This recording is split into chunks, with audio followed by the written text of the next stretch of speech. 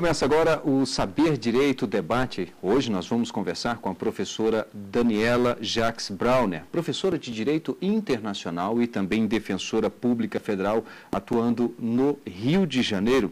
Ela que ao longo desta semana ministrou as aulas aqui no Saber Direito sobre contratos internacionais. Bem, professora, defensora pública no Rio de Janeiro, também dá as aulas no Rio de Janeiro na Universidade? Fundação Getúlio Vargas. Na Fundação Getúlio Vargas. Mas é gaúcha. E aí, o porquê, então, do Rio de Janeiro? Então, Rimac, eu moro no Rio de Janeiro desde 2003. A cidade, passando umas férias lá, me encantou por sua beleza natural, pelo povo bastante carinhoso, bastante que nos aproxima. E, posteriormente, acabei fazendo um concurso estadual na cidade, a Defensoria Pública do Estado do Rio de Janeiro, e ali fixei minhas raízes. Quando eu fui chamada na Defensoria Pública Federal, eu já estava ambientada naquela cidade, que muito me encanta pelo clima, pelas belezas naturais e pelo povo. E também possibilita no meio jurídico que a gente tenha excelentes níveis acadêmicos. E por isso eu acabei ficando na cidade. Hoje penso em retornar apenas a longo prazo. Bom, no caso, o seu encanto pelo Rio de Janeiro não foi único, né? Tantas pessoas que gostam tanto do Rio de Janeiro logo na primeira passagem, digamos assim. Mas vamos lá, então, só recapitulando. Então, você fez 2 concursos. Fiz todos no Rio de Janeiro. A Defensoria Pública do Estado do Rio de Janeiro, em que eu atuei durante 3 meses, depois eu fui chamada na Defensoria Pública Federal, que foi um concurso que eu realizei anteriormente, mas que demorou um pouquinho mais de tempo para que eu fosse chamada, em razão do próprio concurso, que ficou um tempo estagnado. Então, na Defensoria Pública do Estado, eu tive a oportunidade de aprender muito, e a Pública do Brasil, hoje, uma melhor estruturada, em termos aqui de qualidade pessoal, e em termos de abrangência geográfica também, porque hoje a Defensoria Pública do Estado do Rio, ela está presente em todas as cidades cariocas, e isso foi uma escola muito importante para a Defensoria Pública Federal, que se instalou de forma permanente, mas que ainda depende de uma estrutura de pessoal e de material em todo o Brasil atender a população carente. Então, a Defensoria Pública Federal, ela é presente nas capitais, em algumas cidades, mas não em todas as cidades. E por este motivo, né, isso me encantou e eu pude trazer essa experiência da Defensoria Pública Estadual para a Defensoria Pública Federal. Bom, Daniela, tirando aqui talvez a parte salarial, que aí eu não sei nem se é mais ou se é menos, mas por que então essa opção em ir para federal? Já que você já estava gostando desse trabalho na estadual, como você já explicou. Num primeiro momento, até pelo fato de eu ser gaúcha, a Defensoria Pública Federal ela possibilita essa mobilidade pelo país. Em um segundo momento, as matérias atinentes à Defensoria Pública Federal também me encantam de forma maior, porque na Defensoria Pública Federal existe uma possibilidade de trabalharmos com o direito internacional privado, principalmente em razão do Brasil ser parte de convenções internacionais. Também trabalhamos aqui com refúgio, ou com instituto típico do direito internacional privado. Todas essas matérias, elas atraíram a minha atenção de forma mais crescente, de forma aqui maior. E, além disso, na Defensoria Pública Federal, eu pude experimentar uma ideia de criação de uma instituição mesmo, porque eu fui o segundo concurso da Defensoria Pública Federal. Então, ainda é uma instituição bastante nova. Nós estamos aqui criando essa cultura de Defensoria Federal no Brasil. Lembrando que a Defensoria Pública Federal, ela é dividida hoje em 4 áreas. Nós temos a área previdenciária, a área civil e a área criminal e militar. Então, nesses assuntos, a Defensoria Pública Federal se instala. A área eleitoral também é objeto de foco da Defensoria Pública Federal, eleitoral e trabalhista. Entretanto, pela falta de contingente pessoal, muitas vezes a gente não consegue atuar nessas áreas. Então, essa possibilidade de você criar uma instituição, de você trabalhar aqui no início dessa instituição, ela também é desafiadora.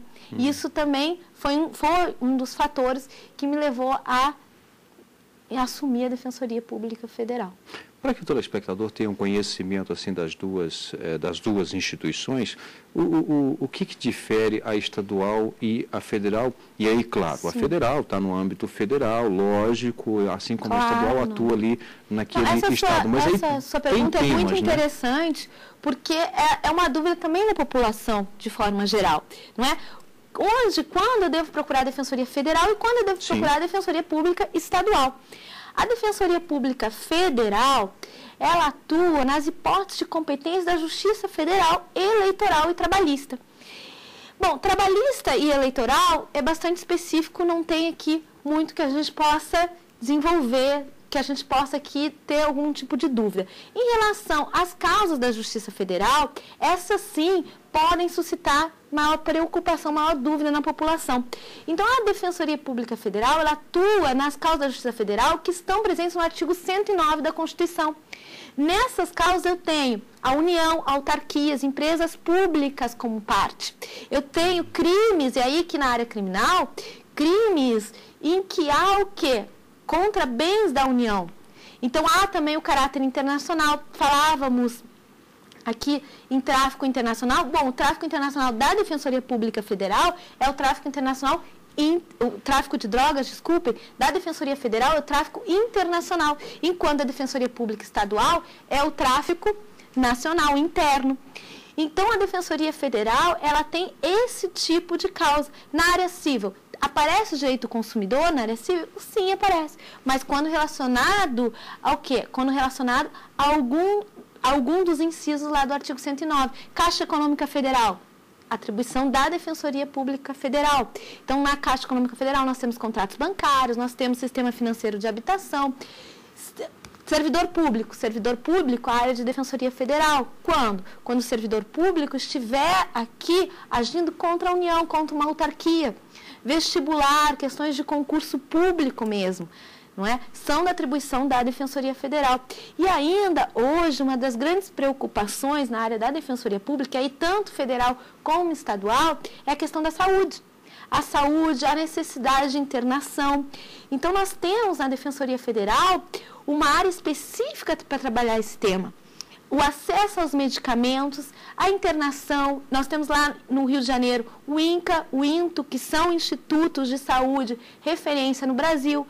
As pessoas buscam a internação nesses institutos, hospitais de universidades federais, questões envolvendo alunos dessas universidades federais, tudo isso é atribuição da Defensoria Pública Federal. Se a gente coloca, por exemplo, a situação trazida até por você, mas aí só mudando o direcionamento, um hospital estadual, por exemplo, aí recorre à Defensoria Pública do Estado ou ainda a federal por se tratar de saúde? Bom, quando a questão da saúde, a nossa Constituição, ela é de responsabilidade solidária da União dos Estados e do município. Então, todos esses entes devem prestar a saúde. Na lei do SUS, não é na lei própria para trabalhar a divisão de competência dos estados, foi estabelecido que a União proverá de forma aqui ampla e em alguns aspectos especializados, como o INTO e o INCA, mas os estados e os municípios farão aqui a execução dos programas de saúde. Então, nós temos hospitais federais e estaduais. No que tange a um hospital estadual, quem atua positivamente é a Defensoria Pública do Estado, embora não haja aqui nenhum impedimento para que um defensor público federal também, se tratando aqui de algum medicamento, de alguma atuação, possa interferir, já que há uma solidariedade dos entes aqui quanto a esse tipo de responsabilidade. Então, por exemplo, também, casos muito frequentes de medicação, uma pessoa que precisa um medicamento específico, ele pode procurar tanto a Defensoria Pública Federal quanto a Defensoria Pública Estadual, já que há essa solidariedade entre os entes. Então, essa solidariedade facilita esse acesso da justiça, em certa medida. Agora, digamos ali, algumas situações em que envolve, por exemplo, família lá no Estado. as situações de direito de família, via de regra, são de competência estadual. O direito de família, ele é tipicamente uma competência estadual. Entretanto, em alguns aspectos, o direito de família poderá ter um cunho internacional. O Brasil é parte de convenções importantes no âmbito do direito internacional, justamente ligada à proteção à família, que diz respeito aqui à Convenção da Haia sobre sequestro internacional de menores, a Convenção de Nova York a respeito da prestação alimentícia, temos também a Convenção da Haia sobre adoção internacional. Em todas essas convenções, há a presença da União. E como há a presença da União, como há aqui a possibilidade de cooperação jurídica internacional, a Defensoria Pública Federal, como representante daquelas pessoas que não têm possibilidade de pagar advogado, mas que estão envolvidas num caso de direito internacional privado, a elas a Defensoria Pública lhes assiste. E ao prestar assistência, a Defensoria Pública, por vezes, faz defesa quanto aqui algum aspecto da Convenção de Sequestro de Menores. Então, a gente tem muitos casos em que as mães, por exemplo, são aqui acionadas pela União Federal a devolver seus filhos. Por quê? Porque nesse processo, nesse caso típico, a grande ocorrência é de que brasileiras se desloquem para o exterior para formar família. Essa ideia do direito internacional hoje acessível, não é, a toda e qualquer parte da sociedade. Então, se deslocam, ali formam uma família, só que por uma série de fatores acaba que esse relacionamento não dá certo. Essa mulher, ela não está integrada àquele tipo de sociedade, então também há uma dificuldade de arrumar emprego, de se estabelecer, então ela retorna, e retorna com o filho. Só que esse filho, ele tinha um estabelecimento lá de uma guarda compartilhada. Como ele estava no seio de uma família, havia a guarda do pai e da mãe.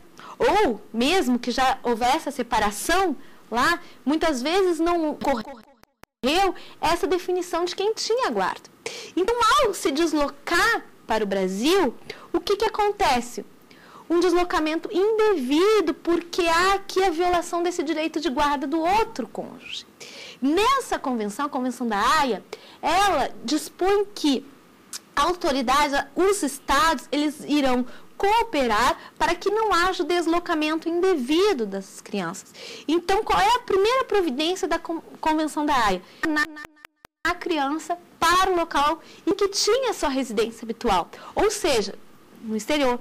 Só que a própria convenção estabelece aqui exceções para esse deslocamento. Então, aquela mãe que vem ao Brasil e depois, quem vai cobrá-la para retornar?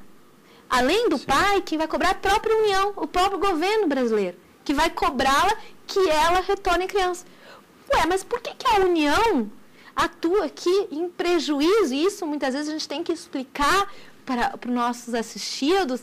Por que a União atua aqui em prejuízo do cidadão brasileiro? Não, ela está atuando para fazer cumprir um tratado, cumprir um acordo a que ela mesma se comprometeu.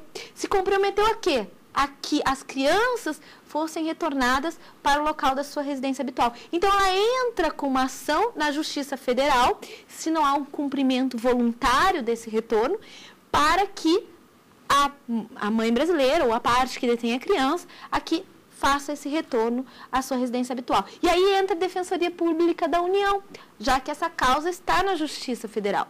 Entra a Defensoria Pública da União para defender, para tentar caracterizar aqui algumas das situações que afastariam esse retorno ilegal.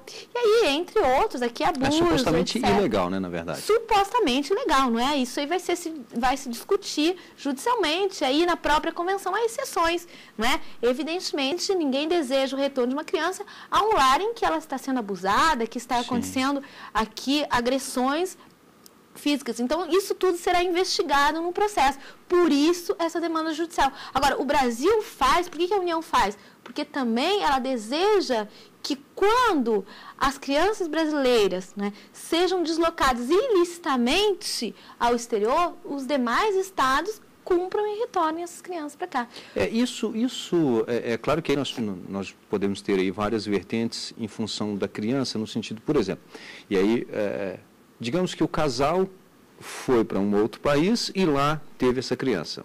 Bom, já temos então uma nacionalidade diferente. A criança tem uma outra nacionalidade diferente dos pais. Uma outra situação que eu gostaria de saber é o seguinte, e aí quando há, por exemplo, eu acho que essa se enquadra naquele perfil que você disse, de que o pai, por exemplo, estrangeiro, ou a mãe brasileira. Porque nós temos um caso emblemático, que é o do Sean Goldman, né? Isso. Que, claro, a opinião pública ficou de um lado, quando, na verdade, o Supremo Tribunal Federal acabou decidindo por o outro. Mas muitos analistas, ao avaliar aquela decisão do Supremo, viu que era correta de acordo com a lei. Então, no caso, na primeira parte da sua explicação, né, quando começaste a pergunta, falaste, bom, esse casal que tem filho fora, esse filho é estrangeiro. Não necessariamente. Eu dependo também de análise da legislação estrangeira, não é? E também, se o Brasil, se no caso, este casal brasileiro estiver a serviço da República Federativa do Brasil, essa criança também vai ser brasileira, nata.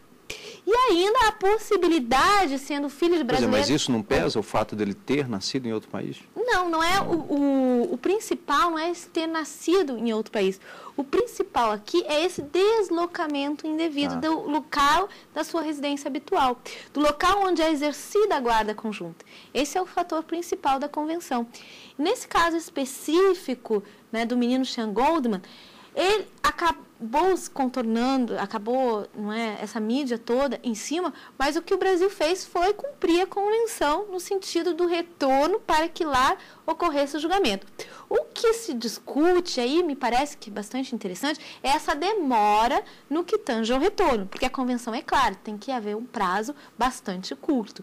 Então, também, essa demora no retorno da criança que já está ambientada, também é um fator que deve ser levado em consideração pelo magistrado na causa, no que tange aqui a adequação do seu retorno.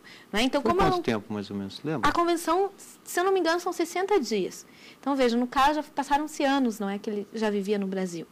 E me parece, eu não conheço o caso a fundo, né? Até porque o caso corre em segredo de justiça. Né? E por envolver menor.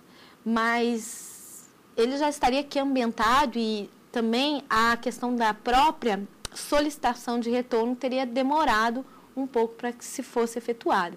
Então, tudo isso leva uma série de implicações e ainda mais quando lidamos com direito de família. Né? Todas as implicações jurídicas no direito de família, elas são bastante tormentosas, porque você está lidando na parte mais privada da pessoa, que é a família, né? O Estado interferir na família. Só para a gente relembrar um pouquinho do caso Sean Goldman, a mãe era brasileira, casou com um americano, teve, no caso, o Sean, no próprio Estados Unidos, aí a professora está trazendo que essa questão de nacionalidade não é o caso. E moravam nos Estados Unidos, eles se separaram. Ela veio ao Brasil para passar férias. E aí faleceu. Não, ela veio ao Brasil para passar férias e aí depois que ela veio ao Brasil, ela pediu separação, o divórcio. E aí depois ela faleceu, e a criança segundo iria... filho com outro, já com o segundo marido. E a criança iria ficar então com os avós que, no os caso, avós pleiteavam e o próprio pai também guarda. pleiteava uma paternidade socioafetiva. Bem, nós vamos fazer aqui um rápido intervalo. Você também pode participar do programa Saber Direito Debate, enviando a sua sugestão para o endereço eletrônico saberdireito@stf.jus.br. Você também pode assistir o Saber Direito Debate no canal da TV Justiça no YouTube. O endereço é www.youtube.com/saberdireitodebate. Até já.